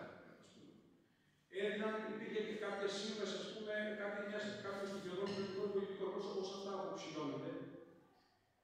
Η σχέση των κομμάτων με τους ψηφοφόρους, των αστικών κομμάτων με τους ψηφοφόρους, αρχίζει να διαρριγνύεται. Γι' αυτό που τώρα αυτά τα πολιτικά φαινόμενα της μεγάλης αποκτήσης που είχαμε στις προηγούμενες εκλογές και των διαρκών μετακινήσεων που υπάρχουν και του ευμετάβλητου της πολιτικής συμπεριφοράς του κόσμου.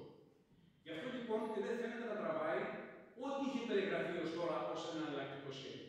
Δηλαδή, κάποια ωραία ημέρα βρέθηκε το σχέδιο που λεγόταν Τσίπρας. Γιατί και ο Πετριλινέος το έχει, και αυτό το έχει πει ο Πετριλινέος. Αλλά τα λέει και η Γιώργα Παπαγιάννη αυτή τη στιγμή. Εμείς δεν φοβόμαστε όταν δεν βλέπουμε να υπάρχει μια αντιπολίτευση συγκροτημένη απέναντί μας. Υπάρχει φόβος για το σύστημα όταν δεν ξέρουμε τι μας ξημερώνει. Θέλουμε κάπου η δυσαρέσκεια και η αμφισβήτηση απέναντί μας να μαζεύεται σε κάτι συγκεκριμένο, με το οποίο να μπορούμε να συνομιλήσουμε. Έτσι το έχουν στο νου τους. Αλλά ο Τσίπρας δεν τραβάει. Δηλαδή, όλη αυτή η ιδέα ότι αυτός που εκπροσώπησε την αποτυχία, που όλος ο λαϊκός κόσμος εργατικός το θεωρεί υπεύθυνο για την τραγωδία, ένας δεξιός κόσμος το θεωρεί υπεύθυνο για τους περιορισμούς, ότι με κάποιο μαγικό τρόπο θα αναγεννηθεί, θα ξανάρθει από την αρχή, απλά και μόνο, δηλαδή το υποστηρίζει ο Μαρινάκης, μέσα από το EGR, τον Μέγιο και τον ένα και το άλλο, την εξανήρυξη. Και ξαφνικά θα εμφανιστεί σαν νέος ηγέτης, που βρήκε ξαφνικά την Ιταλία και το κάνει καλά, λοιπόν, έχει πεθάνει. Λοιπόν, κατά τα φαινόμενα λοιπόν, χωρίς να ξέρει κανείς ακριβώς πού θα πάει το πράγμα λόγω των κανόνων του πολιτικού συστήματος, φαίνονται και αυτοί ότι σε μια πρώτη φάση στους επόμενες πολιτικές αναμετρήσεις που θα έχουμε μπροστά μας, θα έχουμε έναν πολυπολικό κόσμο, δηλαδή θα υπάρχει μια Νέα Δημοκρατία με εξαλειφισμένη πολιτική επιρροή, αλλά με μεγάλη διαφορά από έναν αστερισμό όλων των υπόλοιπων, όπου όλοι θα εκφραστούν με κάποιο τρόπο, παλιά και νέα κόμματα χαμηλών πτήσεων, έτσι και το Πασόκ θα πάει και σε έναν δεύτερο γύρο, ας πούμε, στη συνέχεια μετά, ή και σε τρίτο ενδεχομένως, σε συνδυασμό βέβαια και με εξελίξεις άλλου τύπου απρόβλεπτες που έχουν να κάνουν και με τα διεθνή, που θα μπουν άλλα κινήματα, και ενδεχομένως και με αλλαγές εσωτερικά στην ίδια τη Νέα Δημοκρατία.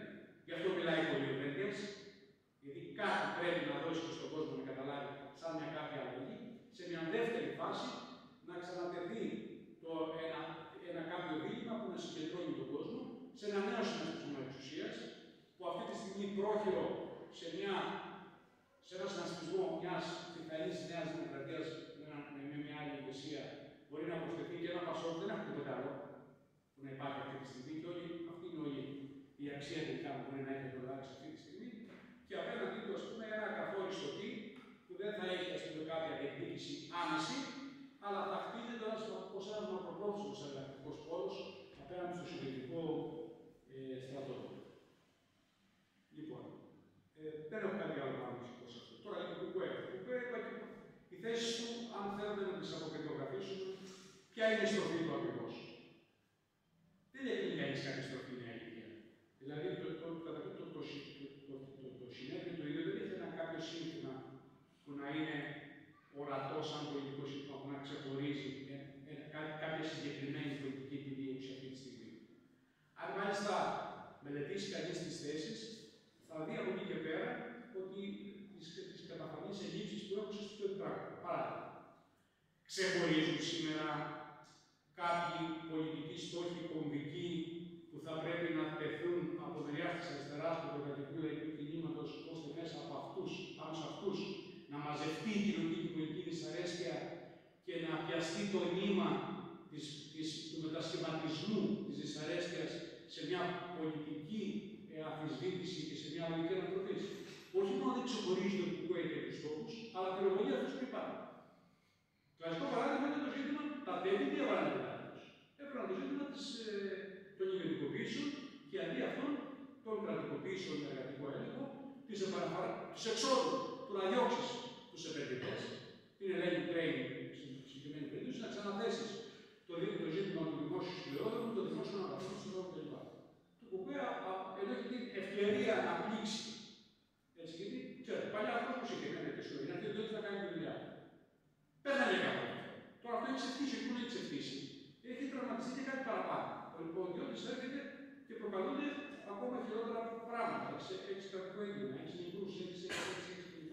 Ενώ λοιπόν είσαι σε μια πολιτική συνθήκη που αυτό το πράγμα μπορεί να σηκώσει μπόη ακόμα ψηλότερα και να, με αυτή την έννοια να έχει μια πολιτικοποίηση του κινήματος, αρχίζει τα γνωστά. Τι δημόσιο και ιδιωτικό είναι το ίδιο, το ζήτημα είναι αν θέλουμε σοσιαλισμό κλπ.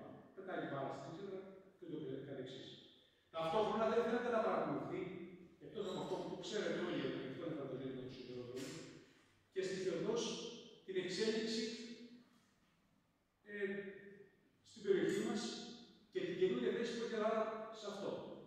Κάνει εντύπωση γιατί στις θέσεις και τις εντολές του ΚΚΕ στο συνέδριο δεν υπάρχει παραμικρή αναφορά στον άξονα θανάτου που υπάρχει Ελλάδα, είπα, το Ευρωπαϊκό κράτος του Ισραήλ. Το καλοκαίρι μας έκανε σε όλους εντύπωση γιατί το ΚΚΕ είχε αυτή την άθλια στάση απέναντι στις κοινωνικές που υπήρχαν με αφορμή το Πρεζερόπιο και το ένα και το άλλο. Εάν κανείς διαβάσει τις θέσεις και τις εντολές του ΚΚΕ, θα καταλάβει ότι αυτά δεν ήταν προϊόν μιας προφυρότητας. Το ΚΚΕ δεν είχε τα πράγματα, δεν τα αντιμετωπίζει τώρα. Έχει μια ιστορία, έχει ένα μηχανισμό, έχει μια δομή, ό,τι κάνει, αυτό σκεφτεί ότι κάνει. Εκεί βλέπει λοιπόν ότι σε σχέση με το ουσιαστικό αυτό στοιχείο της αστικής στρατηγικής με αυτόν τον άξονα, το ΚΚΕ δεν είναι αποφασισμένο να πάει κόντρα. Γιατί δεν είναι αποφασισμένο να πάει κόντρα? Επειδή θέλει να δώσει καλά με το Ισραήλ? Όχι βέβαια. Αλλά προσέξτε ποια είναι η δυσκολία. Η δυσκολία του είναι ότι δεν μπορεί να απαντήσει στο βασικό επιχείρημα που έχει η αστική τάξη. Η αστική τάξη τι λέει σήμερα? Σε μια νέα κατάσταση δεδομένων στη Μέση Ανατολή, έχουμε ένα ενισχυμένο ρόλο της Τουρκίας. Τι μπορεί να είναι ο σύμμαχος ο δικός μας αυτή τη στιγμή? Μια ανάπτυξη των σχέσεων με το Ισραήλ.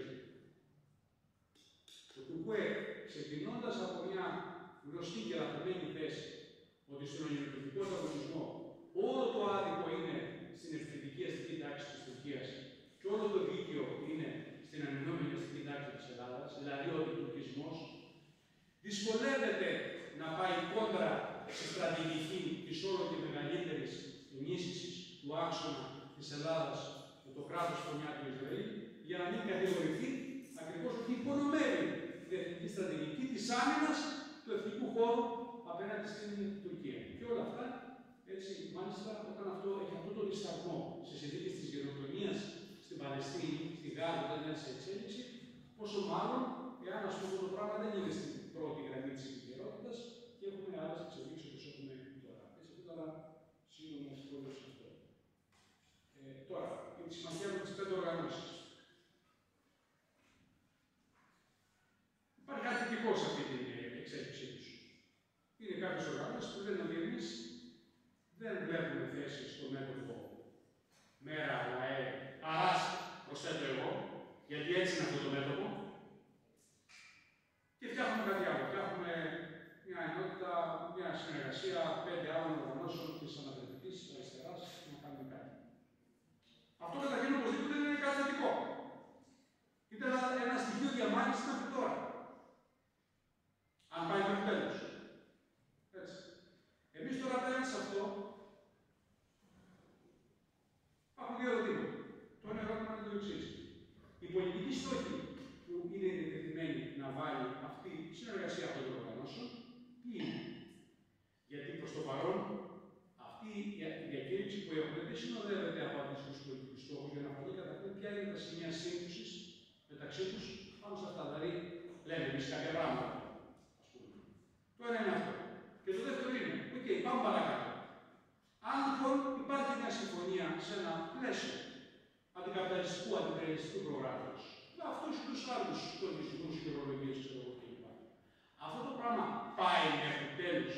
Δηλαδή, βλέπουν θέση στη συμβολή τους σε ένα ενωτικό, πολιτικό, αντικαπιταλιστικό μέτωπο μαζί με την ανταρσία και με άλλες δυνάμεις που διαφοροποιούνται ή απλά και μόνο συγκροτούνται έτσι, όχι για να ενωθεί η αντικαπιταλιστική αριστερά σε ένα ευρύτερο αντικαπιταλιστικό πολιτικό μέτωπο που είναι ζητούμενο και εμείς αυτό προτείνουμε, ή απλά συγκροτούνται με αντίστοιχο στόχο. Δηλαδή, αυτοί που πήραμε αυτή τη διακήρυξη, να πάμε μετά στα σωματεία από κάτω, να διασπάσουμε όποιες κινήσεις συνδικαλιστικές είμαστε μαζί και να φτιάξουμε κάτι ανάλογο της πρωτοβουλίας των 5 ή των 6 κλπ. Αυτό είναι ένα δίλημμα το οποίο κατά τη γνώμη μας πρέπει να παρακολουθεί με σωστό τρόπο και όχι με λαθασμένο τρόπο. Αυτό δεν το έχουμε δει ακόμα. Η ανταρσία, με δική μας συμβολή, αλλά και των άλλων οργανώσεων, έχει απαντήσει σε αυτά τα θέματα. Πριν ακόμα εκδηλωθεί αυτή η κίνηση, και είχαμε πάρει συγκεκριμένη πρωτοβουλία γραπτή, που έχει απευθύνει πρόταση ενότητα σε αυτές τις οργανώσεις. Αν δεν το πούμε με νέο μέτωπο, το πούμε μια καινούργια συνεργασία των δυνάμεων της αντικαπιταλιστικής αριστεράς πάνω σε ένα συγκεκριμένο πρόγραμμα, με προϋπόθεση την πολιτική αντιστασία από τα ρεύματα είτε του ΚΚΕ είτε του ΜΕΡΑ, της ΕΛΕ κλπ. Νομίζουμε ότι με βάση τις τραγικές εξελίξεις που είχαμε και με την ΑΑΣ κλπ. Και αυτές οι δυνάμεις βγάζουν κάποια συμπράγματα επιπλέον και αυτό το πράγμα φαίνεται ακόμα πιο επιβεβαιωμένο. Ότι δεν έχει κανένα απολύτως νόημα, διότι βλέπουμε ότι η υποταγή σε μια δεξιά πολιτική που έχουν αυτά τα ρεύματα, του ΜΕΡΑ, της ΛΑΕ, που είναι μεταξύ ευρωκεϊνσιανισμού και κλασικής, ας πούμε, αριστεράς της παλιάς εποχής, Ιζαϊκής, ξέρω εγώ κλπ. Πάει ταυτόχρονα μαζί και με έναν πολιτικό πολιτισμό, του τραγουδισμού, της βίας, της ορεικτηματικής βίας και του μεταξύ. Οι ίδιες οργανώσεις αυτές έχουν καταγγείλει τα πρόσφατα πράγματα, ακόμα πολλές φορές και με λογισμούς ισχυρότερους από αυτούς που συζητούμε εμείς κλπ. Αυτό το πράγμα, κατά τη γνώμη μας, πρέπει λογικά να βρει τη συνέχεια της σε μια νέου είδους πολιτική συζήτηση και διάλογο, αλλά τελικά και σε νέες μορφές συνεργασίας και συνάντησης ευρύτερων δυνάμεων της αντικαπιταλιστικής αριστεράς. Και οι δύο ηρώτες είναι το πύλημα. Σε κάθε πράγμα. Αυτά.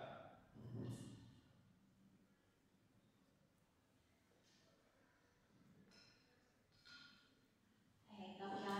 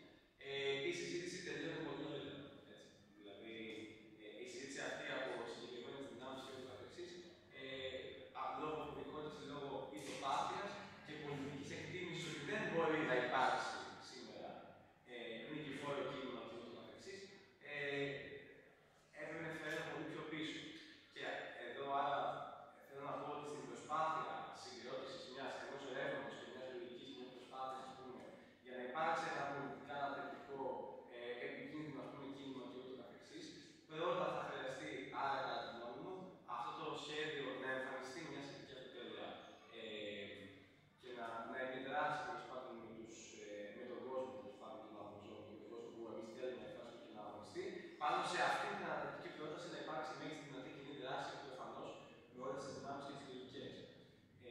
Αυτό να το πω γιατί παρά τις αναδρεύσεις που μπορεί να εμφανίζονται και τα όποια ψήγματα στρατηγικού βάθους έχει προσθέσει που έχω η μετάδοση το τελευταίο διάστημα από την ίδρυσή της και μετά, προς το παρόν η τακτική της δεν είχε αλλάξει σε έναν βαθμό ικανό που να επιτρέψει μια συμπόρευση τέτοια. Θυμίζω στην πάντα συγκεκριμένα, στην ιδρυτική της συνδιάσκεψης κλπ. Έκανε 2 και 3 φορές την συζήτηση ότι εμάς δεν μας πειράζει ποιος είναι ο ηγεμόνας ενός κινήματος κλπ. Αρκεί να κάνει τη δουλειά του και λέγοντας αυτό στην πραγματικότητα κοιτάζαμε προς την ΑΡΑΣ και προς το ΚΟΕ, εξαρτάται την περίπτωση και ούτω καθεξής. Θέλω να πιστεύω με βάση τις εξελίξεις ότι έχουν αλλάξει την πολιτική τους εκτίμηση και το ποια είναι η δουλειά που πρέπει να παίζει η πρωτοπορία στο κίνημα.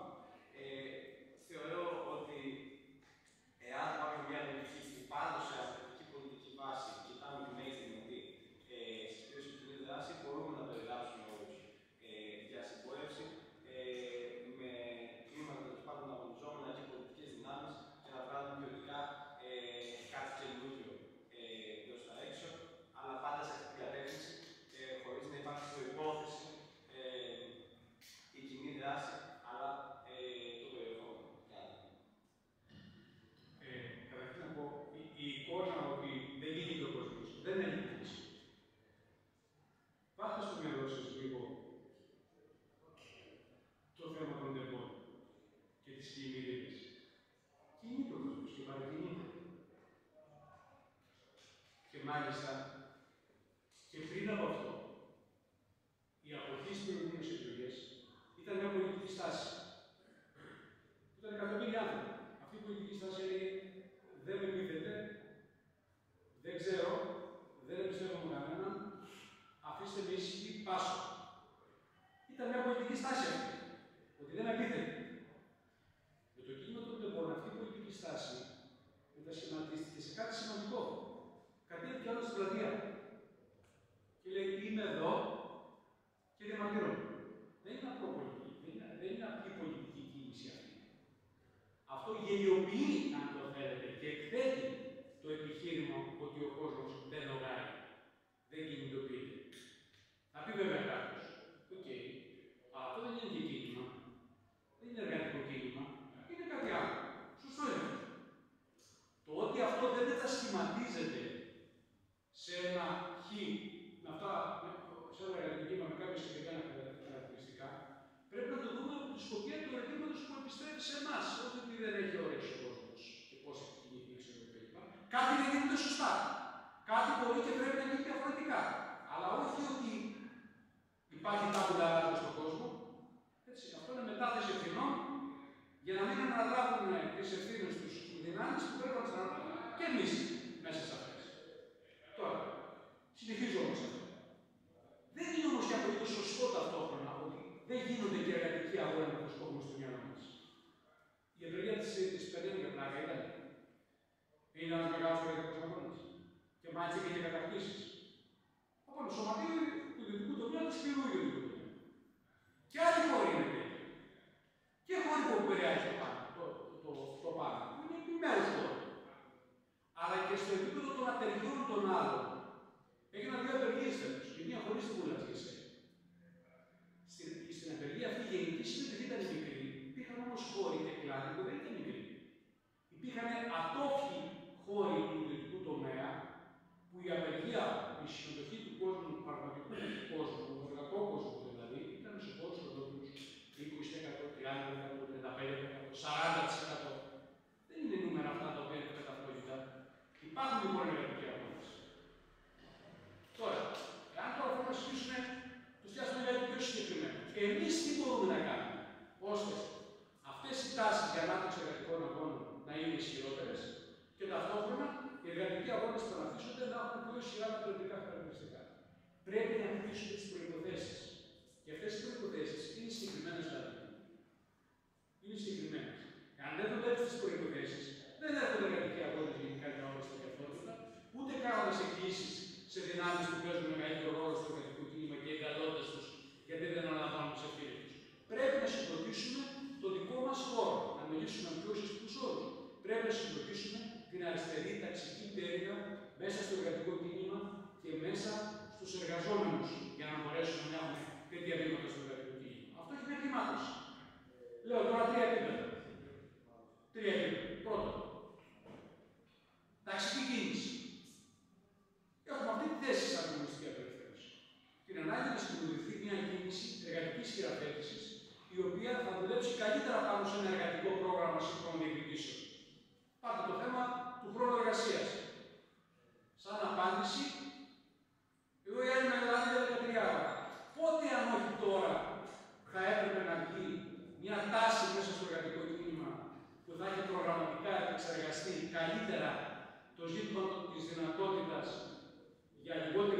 δουλειά για όλους, λιγότερο χρόνο εργασίας και το καθεξής, και άλλο μετασχηματίζει αυτό σε συγκεκριμένα βήματα. Αυτό το κείμενο και της εργατικής διάσκεψης που είναι να κάνουμε φέτος. 1. 2.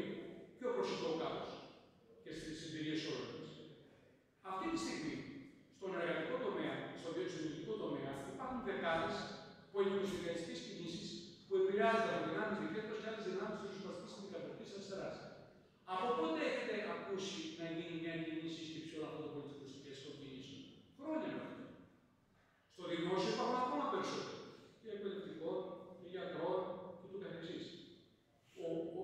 Ο χώρος, θέλω να πω, των παρεμβάσεων, κινήσεων, συσπυρώσεων της ευρύτερης αριστερής ταξικής εργατικής πτέρυγας του κινήματος, που είναι υπαρκτός, που έχει καταγραφές, που παίζει ρόλο στο σωματείο, στο τρόπο κλπ. Είναι συντότητος αυτή τη στιγμή. Αυτό είναι ένα δεύτερο επίπεδο και ένα δεύτερο μεγάλο στοίχημα. Εδώ πρέπει να πάμε κόντρα στη λογική που υπάρχει, δεν με ενδιαφέρει το γενικότερο του σωματείου. Εγώ έχω κάνει μια κίνηση λόγω του σωματείου. Χρειάζεται αυτός ο χώρος να συγκροτηθεί. Πώς έχετε κάνει εσείς στα πανεπιστήμια μια ατάκα, ας πούμε, πώς πρέπει να συντονίζουν τα σήματα των σχολών? Αν δεν κάνεις αυτό το βήμα στο εργατικό κίνημα, και είναι εκπαιδευτική, ξέρω εγώ, η αξιολόγηση, ή ξέρω εγώ, οι γιατροί, πώς θα τα κάνουν πέρα από το ίδιο διάστημα. Αλλά όλα αυτά δεν συμπληρώνονται. Η παιδεία είναι θέμα των εκπαιδευτικών, είναι θέμα, θα παραμένει θέμα όλης αυτής της αριστερής περίοδος. Και τρίτο επίπεδο. Υπάρχουν σωματεία και συνδικάτα που επηρεάζει αυτή η παιδεία. Είτε πλειοψηφικά επειδή έχει τις πλειοψηφίες, είτε είναι μια μειοψηφία δραστήρια που παίζει ρόλο σημαντικό, έχει λόγο κλπ. Δεν πρέπει σήμερα να αναπτυχθεί πάλι η ιδέα ενός οριζόντιου συντονισμού πρωτοβάθμιων σωματείων, εργατικών σωματείων, δημόσιου και ιδιωτικού τομέα? Να τρεις κρίσιμες προϋποθέσεις. Η ταξική κίνηση, η συνεργασία των πολιτικοσυνδικαλιστικών σχημάτων, να ξαναφτιαχτεί ένα κέντρο αυτών των σχημάτων, μια νέα πρωτοβουλία εργατικών σωματείων που να μπορεί να αποτελεί, γιατί μόνο αν λειτουργήσει κάποιους συσχετισμούς τέτοιους θα πιέσει και το πάνω. Μόνο τότε θα μπορεί να μιλήσει με ουσιαστικούς όρους και όχι συστηματολογικά να λες κουβέντες κοινή δράση. Για να έχει κοινή δράση με δυνάμεις που δεν θέλουν να κουνηθούν, που είναι περισσότερο εργοδοτικός συνδικαλισμός, πρέπει να έχει κάποιο συσχετισμό. Η κοινή δράση προϋποθέτει ότι έχεις μια επεξεργασία σε ένα περιβάλλον μιας εργατικής δράσης, έχεις μια επεξεργασία στο ζήτημα της μορφής, πρέπει να το εξηγήσουμε λιγάκι περισσότερο αυτό, και έχεις και κάποιες μαζικές μορφές μέσα από το οποίο το δοκιμάζεις και το χρησιμοποιείς σαν κίνητρο. Τώρα, υπάρχουν βέβαια και γενικότερα θέματα που πρέπει να δούμε τώρα και το πώς ένας κόσμος εντός εργαζομένων το βλέπει αυτά. Δηλαδή, πώς γίνονται οι απεργίες στην Ελλάδα και τόσο πες? Περιμένουμε να έρθει ένα μέτρο και θα αρχίσει ολόκληρη συζήτηση. Να απαντήσουμε. Πότε να απαντήσουμε? Σε μια εβδομάδα, σε ένα μήνα. Και πότε κορυφαίνονται οι αγώνες?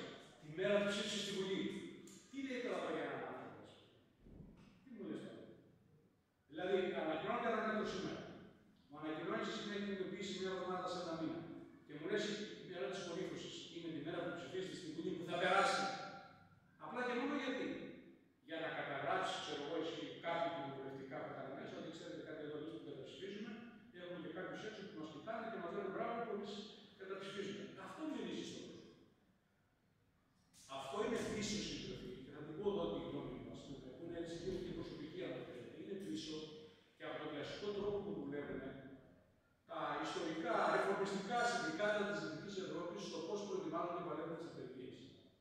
Δηλαδή, στο Βέλγιο, όταν γίνανε τα απεργία, είναι άσχετες από συγκεκριμένες κινήσεις της κυβέρνησης τους στη στιγμή. Ξέρω εγώ μια αλλαγή σε εργασιακές σχέσεις, ή ξέρω εγώ τι είναι. Σου λέει έχουν χαμηλούς μισθούς.